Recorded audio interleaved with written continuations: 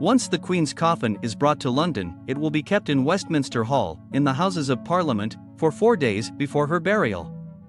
This is the oldest part of the Palace of Westminster. The last person whose coffin was brought here was the mother of Queen Elizabeth II, who died in 2002. More than 200,000 people lined up to see his coffin. The Queen's coffin will be kept on a high platform known as the catafalque, under the wooden roof of this 11th century building. A soldier will stand guard at each of the 4 corners of the catafalque. The coffin will be brought here in a slow-moving military parade from Buckingham Palace.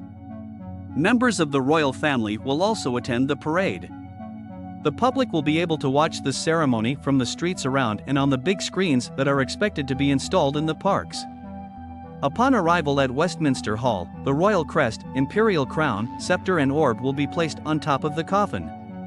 After the coffin is placed in its place, a short ceremony will be held and then the place will be open to visitors. When is the Queen's funeral?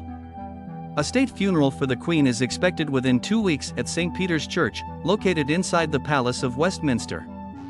The day of the funeral will be announced by Buckingham Palace. The Queen was crowned in 1953 with a ceremony held in this historical church, and she married her husband, Prince Philip, in a ceremony held here again in 1947. A burial for a monarch has been held here since the 18th century.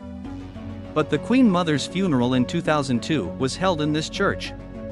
Leaders from around the world will be invited to accompany the royal family at this ceremony. Top politicians and former prime ministers from the UK will also be present.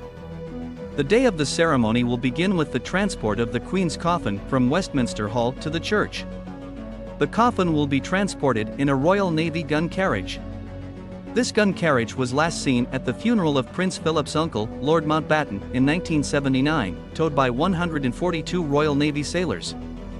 The ceremony will likely be led by the church's abbot, David Hoyle, and the Archbishop of Canterbury, Justin Welby, who heads the Anglican Church, will also preach. Prime Minister Liz Truss is also likely to make a speech.